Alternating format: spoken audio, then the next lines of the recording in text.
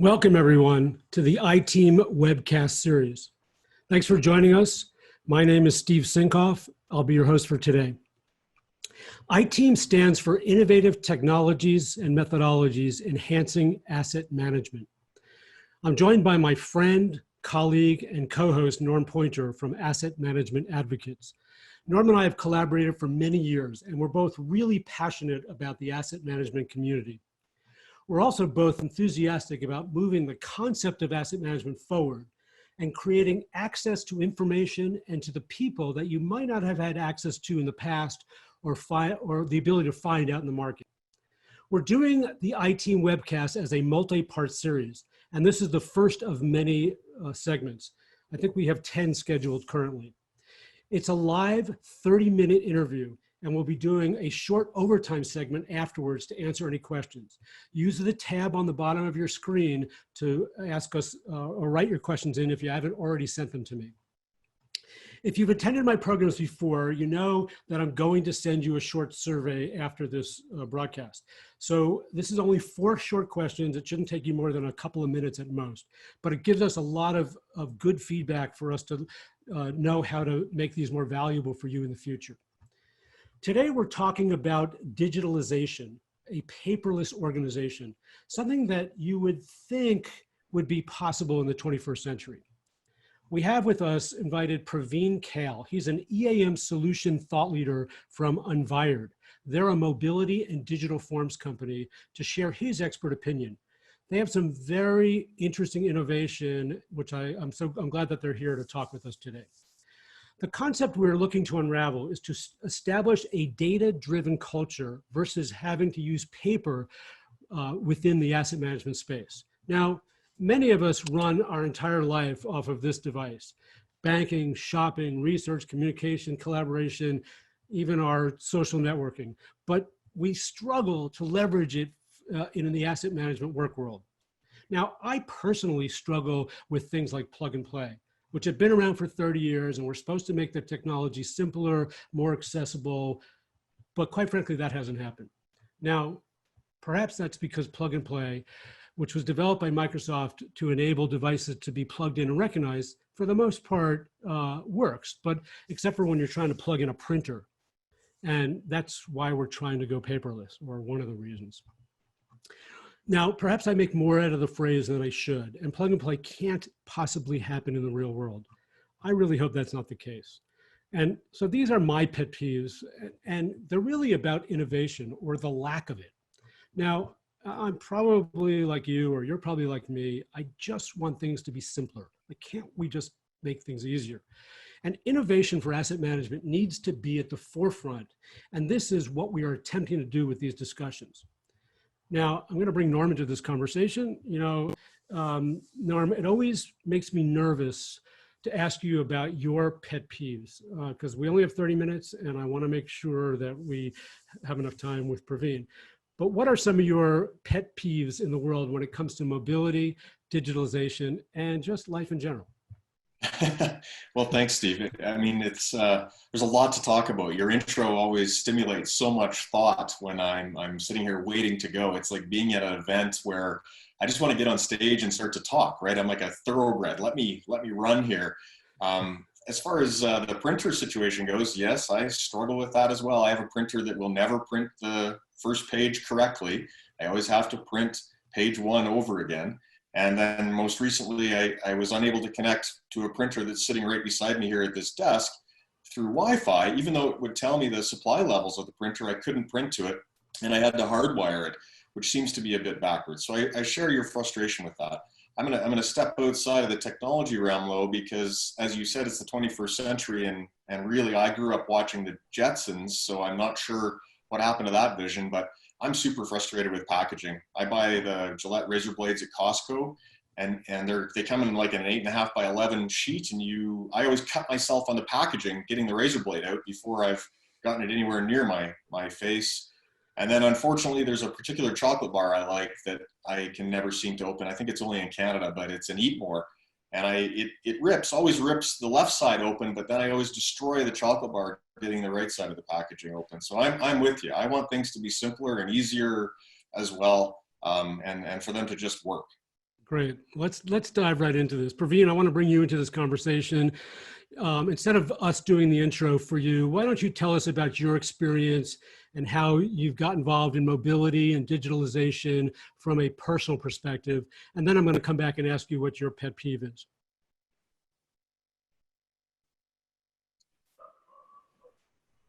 Good morning, Steve, and thank you for having me on this panel today.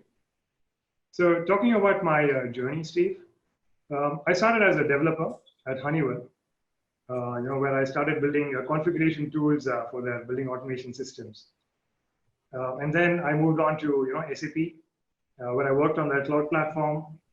Also worked on their SAP mobile platform. And this was my first exposure to mobility. And then, working on these, working in the SAP ecosystem, I had a chance to work on these large customer implementations. Got to see how these complex systems are, designed, how they interoperate between each other. So sometimes, you feel that, solutions to complex problems don't really have to be complicated, but can be very simple. So, I decided to, pursue my passion for problem solving, and I decided to start Unvired with a few of my colleagues, where I could validate some of these, thoughts and ideas. So Awesome. it's been an exciting journey. It's been a challenging journey, but I've enjoyed every moment of it. Yeah. Awesome. Why don't you tell us about some of your pet peeves? Oh yeah, the pet peeves. So I just heard Norm mention about raises earlier. So maybe I could have used one this morning, but yeah, I think for me it would be traffic for sure.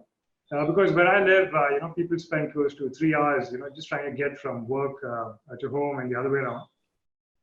And I think it's just a criminal waste of time when you could have used the same time to, do something much more productive. And it doesn't end there, because even when you get to work, people are still struggling to get access to the data that they really need to, do their jobs. So, I mean, these days, if you have to do a simple task, you have 10 different applications, 10 different systems that you need to connect to. And sometimes imagine if you're at a customer location and then you have forgotten to take some information with you. I mean, it's just disastrous, right? I mean, every organization today has computers and everybody has a smartphone. So I feel, it shouldn't be too difficult, right? Trying to get access to the information that you really need. So I think there's a lot that can be done in this space, and organizations can do a lot. Sure. So even though I may not have had a solution for the transportation problem, I think mobility is definitely a solution for these data access challenges. Maybe that should be the next innovation you do. Absolutely. Yeah. Back to the Jetsons. Yeah, exactly. So Praveen, let's dive right into this, given the limited time we have, and clearly we're trying to fit as much into these sessions as possible so that people can bounce in and out of them and get as much out of them as possible. Watch the recording after the fact, and we'll have some questions at the end. But with respect to mobility and digitalization, enhancing asset management and the asset management strategy, I'm a firm believer in what ISO 55000 says in section 7.5, where the organization shall define its information requirements. And so subsequently, mobility and digitalization supports that definition for details like inspection data or work order closure, or potentially even planning work orders out in the field. What have you done to solve some of those problems with mobility and or digital forms or the like? And what's your view on working that mobility activity into that asset management strategy?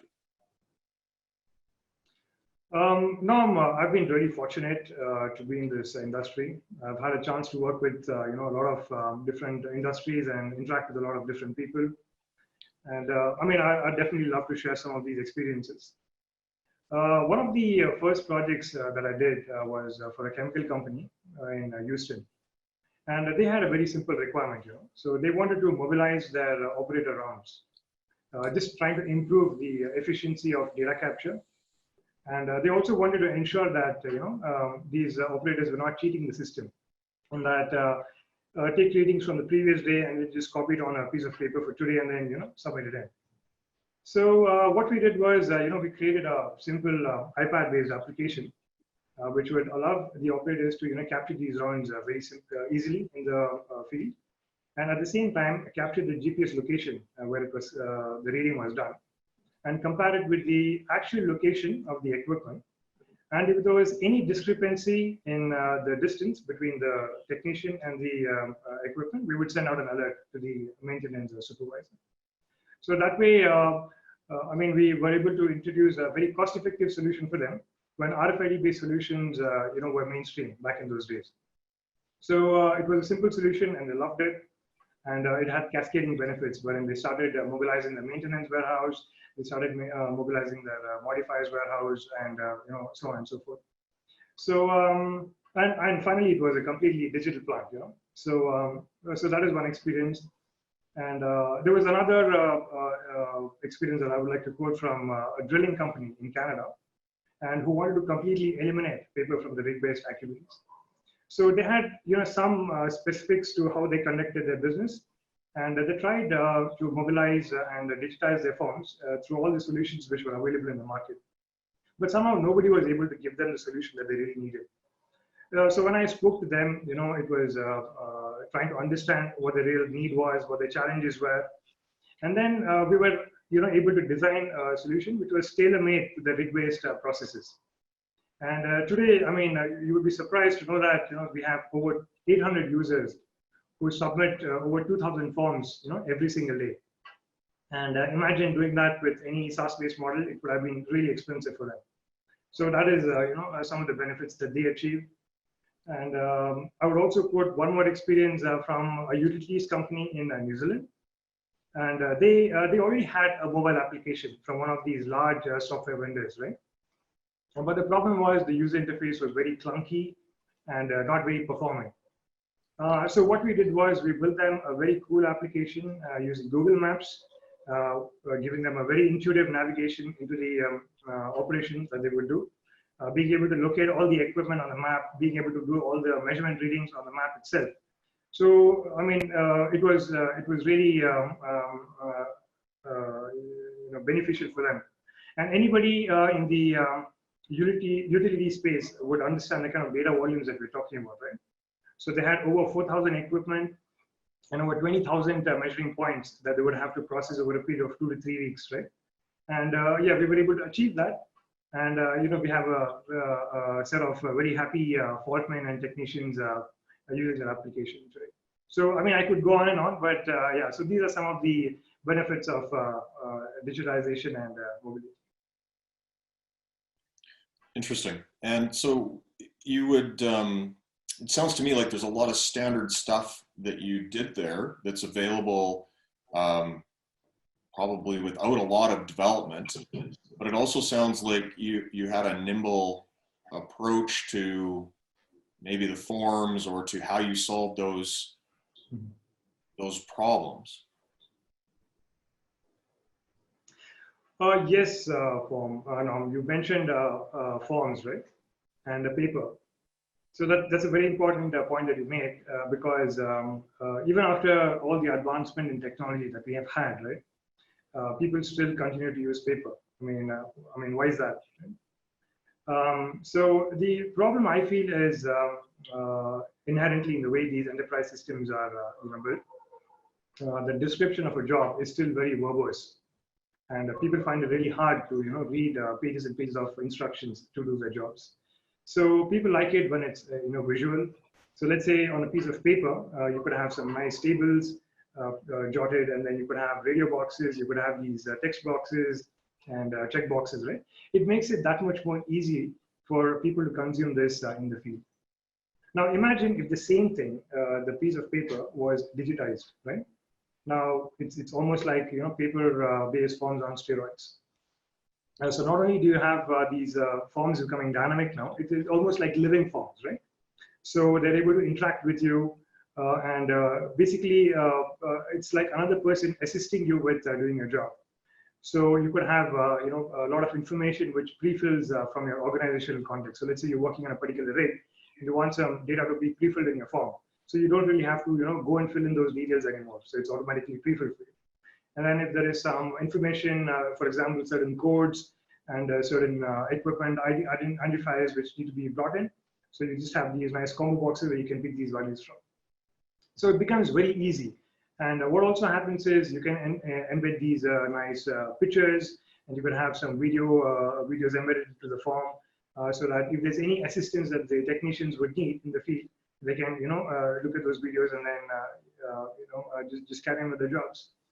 And another thing of these digital forms is the ability to embed complex algorithms in it. So instead of having to take some measurements and then take a calculator and then do the final calculation before putting it in, imagine if all of this was available to you in the form itself, right? So yeah. Yeah, I was just going to say that's awesome. I couple of things. First off, I love that you renamed Norm Form. That was great. So I caught that. Norm probably caught that too. That might be my new nickname for him. So these are living forms. That's kind of, I like, that's pretty awesome. Real-time forms, built-in algorithms. So they're like smart forms, which is cool. But yeah. That technology or idea is really just a spoke in the big mobility strategy. So when I think about our community and our asset management community, it has a variety of levels of mobility maturity. Is there, in your expert opinion, a recommended approach to make sort of the journey into this, and it really might depend on what level you're at, but make it easier and integrate it into their asset management strategies? Yeah, Steve, like you mentioned, different organizations are at different stages of evolution when it comes to adopting technology, or maybe when it comes to mobility as well, right?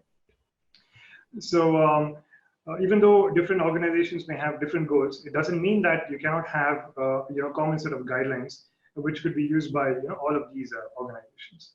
So I would mention some key points which people could keep in mind when embarking on this digital transformation journey. So one thing is to have a well-defined goal. You need to have a tangible goal which can be evaluated as and when you have started on your digital transformation journey. So for example, you cannot have generic statements like, look, I want to have mobile applications in my enterprise, but something very specific like, within the next 3 months, I want to make sure that I eliminate paper from my shop floor, which would mean X dollars in saving in terms of the stationery, in terms of the IT resources that I would need to support it, or the labor, right? So it's very tangible. And at the end of 3 months, you can really see if you achieve that goal or you're still away from it, right? So, and you also need to have the intent to actually get that done. So having a goal and intent is very important. The second key aspect, which I would say is, identifying the right people to help achieve this digital transformation within your organization.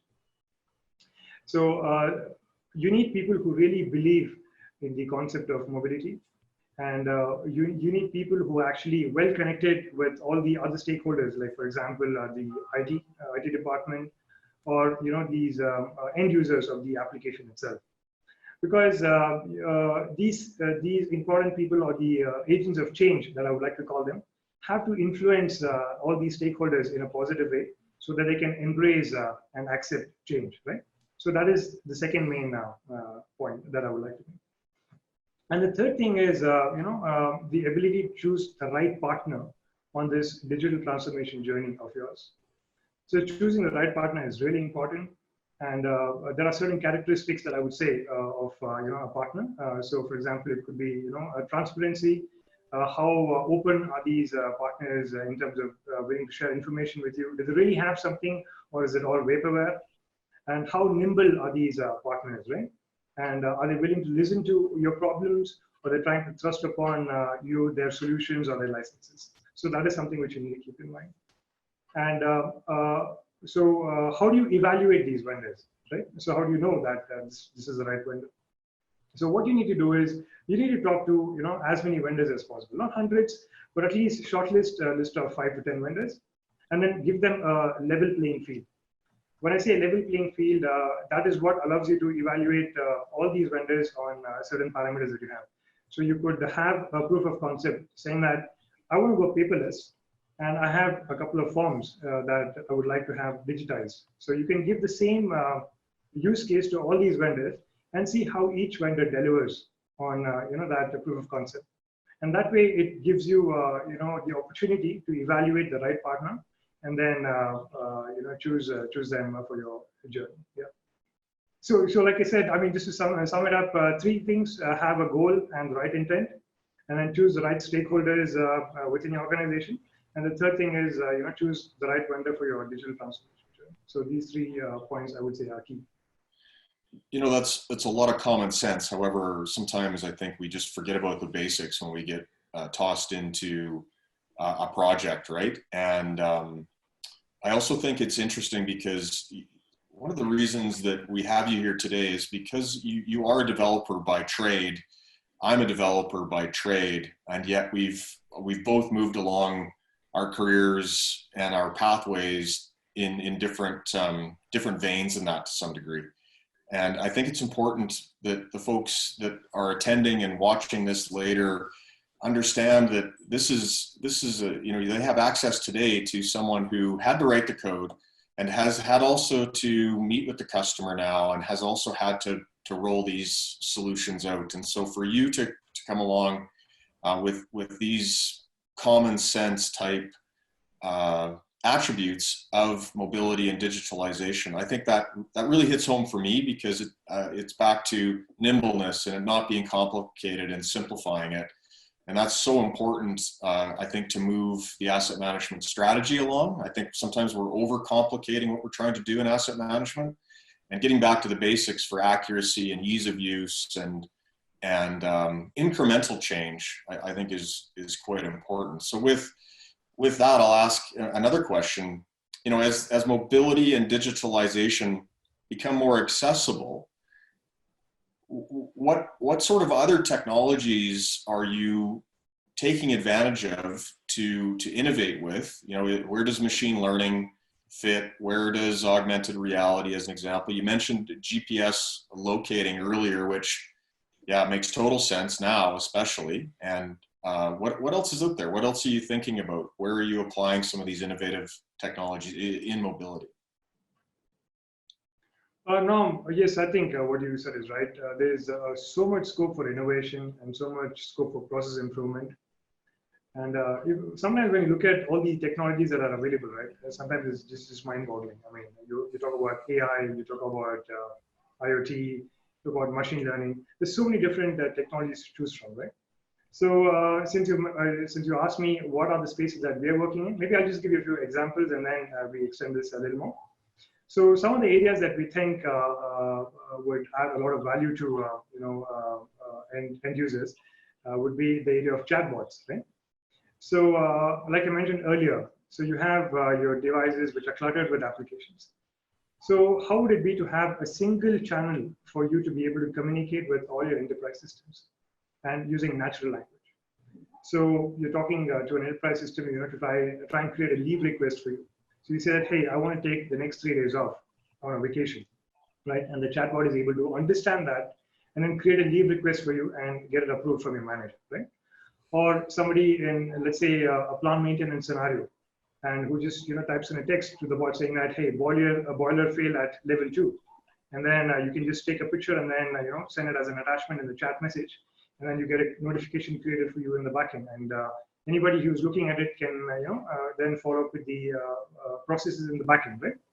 So having a single channel for interacting with multiple systems is one way, and that is an area that we are working in. And another example is in the area of image processing. And so there are some of the customers have very interesting use cases which I'd like to share. So one of our customers is in the business of manufacturing ropes, which are used to board ships in ports. And they have a problem with their inspections, as in it is not very consistent in terms of the kind of information that their inspectors are capturing in the field, right? So some people find ropes to be in a good condition, while certain others find the same rope to be in not so good condition, right? So to bring about a uniformity in the way they conduct their inspections, what we did was we built this interesting model for them, wherein we captured images of ropes in various stages of deterioration, and then we were able to label them so that whenever an inspector went into the field for an inspection, they were able to simply capture a picture and then have it evaluated against this model, and the quality of deterioration was automatically determined for them. So this is a very interesting use case, right? Because we are eliminating this variability that you have in inspections, and I mean that is a lot of value. And taking image processing to another level, what one of the utility companies in New Zealand is trying to do is they want to make all their customers, their second level of inspectors, so to say, right? Trying to keep check on the faults or any damage to the infrastructure. So what they're doing is they're trying to have a bot for these popular messaging platforms. Let's say, for example, Facebook Messenger. And if somebody in the field notices a problem with a transformer or a pole, all that they have to do is take a picture, right? And then they send a message through this bot channel. And what we're able to do is extract that tag from the image and identify the pole. And we also know the location from where the image was captured, and that we're able to validate that, hey, this is the equipment or this is a transformer which is at fault. And we're able to create those notifications automatically in the system. So these are some interesting areas in image processing, some use cases. And we're also looking at how to make hands-free environment really possible for users in the field. It could be with respect to text-to-speech or speech-to-text. I mentioned to you earlier that some of these job descriptions in these ERP systems are very verbose even today, right? I mean, why would I have to read through and scroll through pages of text when I can easily talk to my assistants like Siri or Google Assistant and help me navigate through all the job descriptions that I have, or do a simple material confirmation or a time confirmation, right? So these are some of the areas that we're really focusing. And also, of course, there's a new focus in the area of augmented reality now, with Microsoft, HoloLens, being a major player in the space, and then Google also, trying to come back into the space with the acquisition of Northfocals. So even with respect to augmented reality, it could be remote assistance and remote training. So there are some interesting use cases here. The practicality of which is something which is it depends from one industry to another. But like I said, there's a lot of room for innovation and process improvement. Right. Well, there's some great topics, Steve. I think those could be topics alone for a future webinar to dig into that. And as I understand that technology, you're just pulling that technology from Google or from Amazon or from somebody that has it already built. You're not having to develop all of that from scratch. Oh yes, no. I mean, you can't basically do everything, right? Right. So you have industry, there's certain experts, people, scholars, and all these guys are doing a lot of research. And all of these technologies are being made available to you as a SaaS-based model. It could be on Azure, it could be on Google, or it could be on Amazon, right? So all these services are available for you to trial them out and then see if it really meets your requirements in the field. Yeah. The best part is all of these services are available for you at no cost. So if you're doing a POC or in your trial period, you could subscribe to all these services for free and see if it really meets the requirements that you have in the field. Right. And the other thing is, like you mentioned, the nimbleness of the solution that you choose, and whether these solutions are able to tap into these various services. And if you don't like something, you should have the ability to plug and play and choose what best meets your needs. Yes, that's possible. We have about a minute left, or 2 minutes left. I'd like to, before we go into our overtime session, and we will just ask some questions. Again, I'm not sure that we see any questions in the Q&A. I got a couple beforehand, so we'll cover those. Just to summarize sort of what I've seen or taken away is, I like the idea of having a goal, picking the right people. That's what the research told us for our asset management ecosystem program, and we did some focus groups. The people and culture were really the biggest issue. So that really hits home for me, and I think it does for many people out there as well. And I like your term about agents of change, picking those people out there that can actually influence and make that change happen. You have to be able to identify those people in those teams that are going to carry that baton for you. So that's my takeaway. Norm, did you have a takeaway from Praveen? Well, I love the word nimbleness when it comes to IT. I think anytime we can be nimble, my programming background, I think I spent more time building proofs of concepts or prototypes, call them what you wish, to demonstrate something versus spending a lot of time trying to get requirements. I'm more of that type of a developer. So I like the word nimbleness. I too am a fan, as I just mentioned, of POCs, and especially with what Praveen mentioned regarding drawing from other technology sources for no cost, basically. You know, that POC in itself could be done virtually at no cost then, other than some effort and time to evaluate it. But at least you're proving it before you're heading down a path that you can't return from. And I think one of our questions that was emailed in prior to addresses, you know, talks about the roadmaps. We'll come to that in a minute, but I think it's important to be nimble and prove these things. Perfect. Okay, we have some questions coming in, but let me actually start with a question that came in. With the pace of change in the IT space, bringing new capabilities more rapidly, what is the best option for preparing a technology roadmap to move in a prudent way towards the mobility and digital systems for manufacturing plants? So this is around manufacturing plants, but it probably applies to anywhere. We don't want to arrive at the implementation endpoint only to find out that we have obsolete capabilities of a global rollout. Yes, Steve. Yeah, so answering to your point, like I said, I mean, it doesn't matter if it's manufacturing or if it's chemical, right? So you have certain practices which are very specific to certain industries. But that apart, when it comes to mobility or digitization, I think I already touched upon the topic in terms of those three key aspects that you need to have in mind. You need to have a goal in mind. You need to have the right people on the job. So when it comes to industry expertise, maybe somebody like Norm, who is a leader in the asset management space, right? So for manufacturing, maybe you need to have those consultations. But as far as the strategy is concerned, I think it's exactly the same. So have a goal, the right people on a job, and then you have the roadmap. Correct?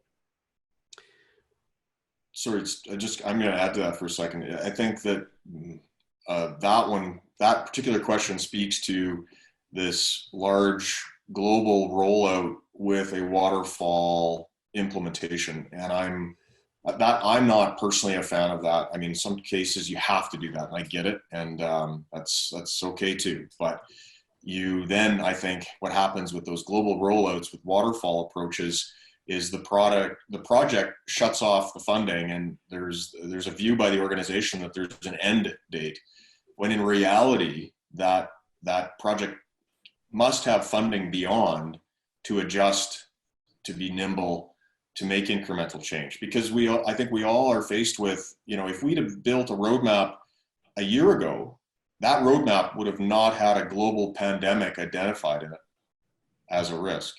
So subsequently, I have a friend of mine who's working on an implementation right now, and of course they've run out of some money to solve the real problems that they needed, because they made some assumptions about functionality. And so they're going to deliver something that's not necessarily going to meet the needs of the folks who are using the tool, but there will be no money beyond that. And so I think, again, I'm trying to say incremental improvement, put the right people in place, as Praveen is saying, make incremental improvement. If you have to do a global rollout, make sure you've got some runway at the end of it. It's interesting because the next question sort of talks into this as well. Certainly from an asset management perspective, if we looked at, what is asset management and the strategy of asset management, which is really, getting many factions involved. in the decision making. So the question is, what is the best advice communicating these digital changes to a large contingent of workers going through the change? Whoa, that's a deep one. Praveen, any thoughts on that? Yes. So like I said, Steve, the number of technologies that are available out there, right? I mean, it's just mind-boggling sometimes. And like Norm was saying, the right partner and the ability to choose, the platform, which allows you to, take you on this journey in phases. So sometimes what happens is people are a little not realistic in terms of the expectations that they have in terms of these digital strategies or mobility, right? So let me give you an example of that. So when Google Glass was introduced, back in a few years ago, and what we tried to do was we tried to automate the warehouse processes with Google Glass, but there were some practical challenges with the introduction of these technologies. In that, let's say somebody's wearing a glass and then climbing a ladder and then trying to look into that little prism, right? Maybe he takes the wrong step and then falls down, or maybe gets run over by a forklift in the warehouse. So sometimes what happens is you need to have the expectations set right, so that when you say that at the end of the rollout, right, you're not really achieving what you set out to achieve. And these short-term goals, mid-term goals, and long-term goals help you in validating this transformation at various stages, and allow you to take that call to choose when to back off and then whether to continue proceeding on a technology that probably is not going to give you the results that you really need. So, but the question really identifies the best advice for communicating sort of what this roadmap and pathway is to the group. And I think that it's, again, if we go back to the basic asset management strategy of engaging different factions, different silos within the organization, and listening to them and having them involved in the process of making the decision, and again, finding those agents of change, as you said, it really is a change management initiative, but you've got to have buy-in, and you've got to have champions, and you've got to be able to be very upfront in the communication and have them engaged in the process, because you'll find that there's good ideas throughout, and maybe that is part of a cultural, engaging culture in a way, and that's a hard thing to change, but you've got to, I think it's involvement, getting people involved. Yeah, and I also, this is an interesting one because of the contingent workers in the sentence, right? This is a workforce that comes and goes. They may not always be the same person. They may be coming from a pool of resources, or they may be resident contractors that are on site all the time. I think, if I were in person or had the ability to play a video right now, I'd play the backwards bicycle. What's the best advice to communicating digital changes? I'd play the backwards bicycle video. And for those of you that are listening that haven't seen that, go Google that, backwards bicycle. It's, I can't remember the fellow's name that does it, but it's fascinating. Nonetheless, this is really, people have to change their thinking. And so to communicate that change in thinking, you've got to find, I think, creative ways. You got to find the agents of change, as Praveen said, and you got to find creative ways that resonate with that audience. And that may be very different from one group to the next. And also, if you had managed to have chosen nimble solutions, you can adjust, because what we've all learned is that change is inevitable. Especially, look at what's happened in the acceleration of change for all of us, right? So we've taken our business from on-site to virtual in a matter of a couple of months. So it's really big, and I'm sure all of you have. We have another question, Norm. Why don't you, if you have visibility to it, why don't you take it? Or Yeah, I'll let Praveen maybe add some color to this. This is a very interesting one. Like, we could quote this and put it up on the website. As always, boots on the ground applies. Algorithm versus logarithm. Would you design to predict or prevent, knowing full well that life happens?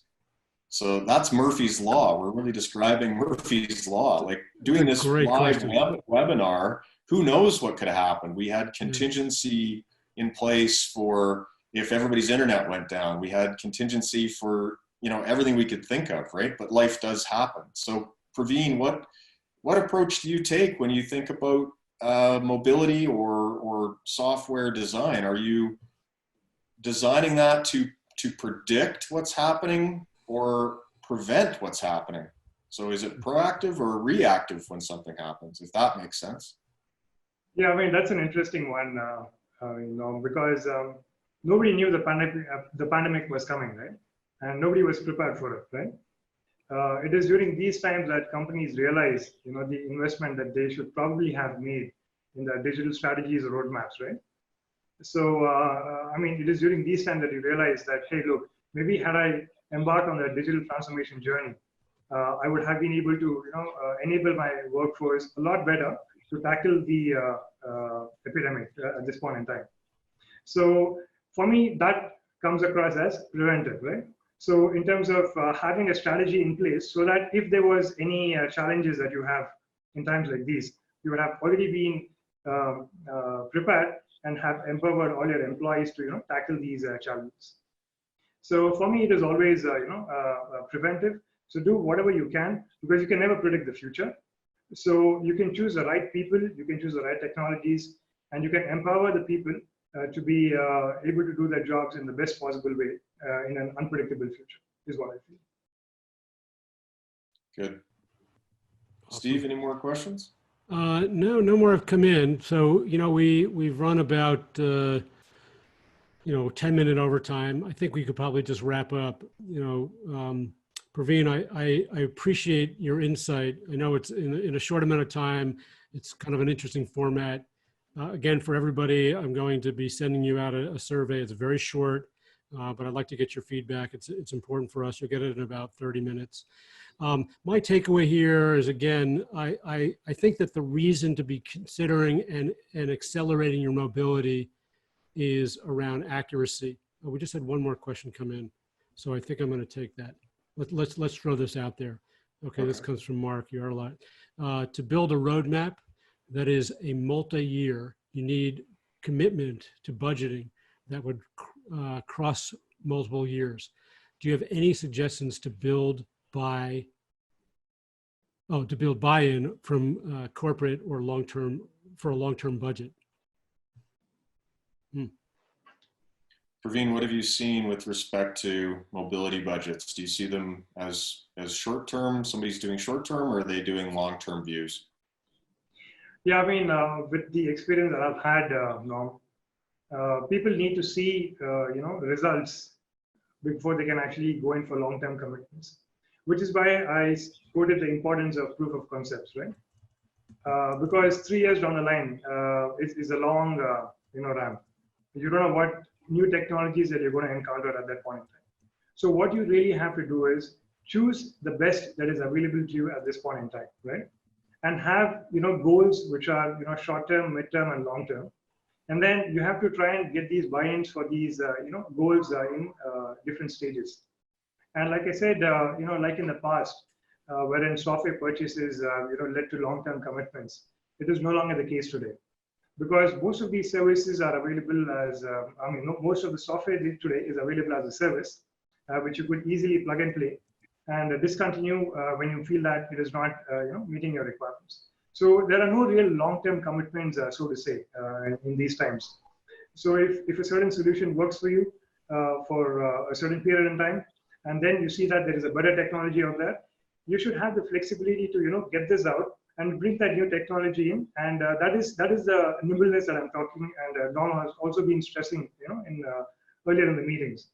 So choosing a vendor or a partner who's able to adapt to the changing technology trends, and you know, not have these long-term cost commitments, and be able to use plug-and-play components, which are on a service-based model, will definitely be more beneficial to you rather than going in for a long-term you know, commitments financially or infrastructure-wise, is what I feel. So then what kind of a light bulb went off for me, because this is not something I think about. I come back from years ago of ERP implementations where you put that ERP and you spent millions of dollars, you stayed on that platform.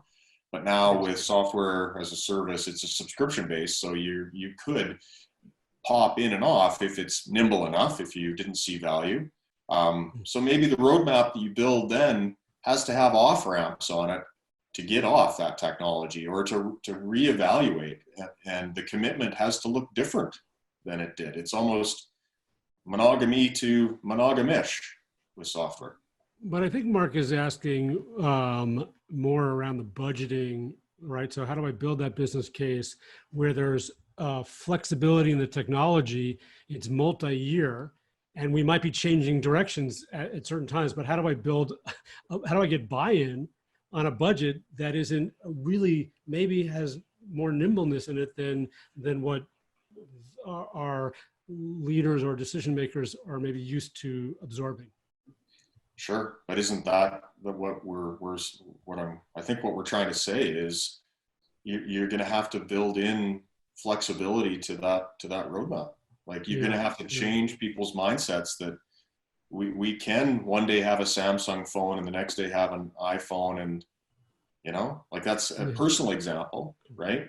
But I think the world has changed where you may not stay with one technology for a longer period of time. Look at what happened with all of the video conferencing. Like, look at all the things that popped up. So people that were on maybe Zoom switched to something else, or back to Zoom, or to Teams, or to Google Meetup, or right. Like, how would you budget for that? How would you make a commitment to that?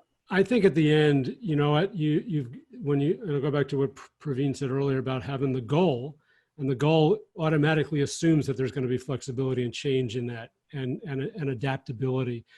And again, you know what, we're trying to build resilient and sustainable systems and organizations, and that asset management plays a very important part in the overall equation. Again, my takeaway is, you know what, we're trying to create the opportunity to make data more accurate, and using and leveraging mobility and digital forms and other technologies like that could help. Using this new stuff like bots and other things are really enhancing that effort. And I think at the end, the goal is to create an improved line of sight from where the work's happening to the decision makers in real time. So to me, that's what I take away from Praveen's conversation, and Norm, yours and mine for many years, and all the community that we talked to. I think that if you had that goal and you added the visibility of we're going to be nimble and we're going to adapt as we go, then maybe that answers his question. Yeah, and I think Mark, if you are still well, you'll be listening to it at some point in time, but if you want to come, let's have a debate. Let's get on a call and talk about this. It's fascinating because again, it could be another discussion we put out to the community so everybody learns from it. Yeah. Yeah. And one last thing, and again, it's the POC, the proof of concept, I think is so critical to this. You've got to prove it, right? For so many years and so many organizations I've talked to, they always say, well, I don't want to just don't tell me how it does it. Show me. You got to show me. So, we do need to become to a show me culture. That's imperative for the asset owners to insist that their vendors prove it to them. So that, I'm going to end on that because I think that's critical. Any last statements or words? No, I think that was good. Praveen, I think excellent. Thanks for all your wisdom, and really appreciate you, putting in the time to do this today. And sorry, everybody, we ran a little bit long. Yeah, thank you, Praveen. Great. Thanks, everyone. Again, you're going to get a survey in about, 15, 20 minutes, 30 minutes. Please do fill it out. Thank you. Cheers all.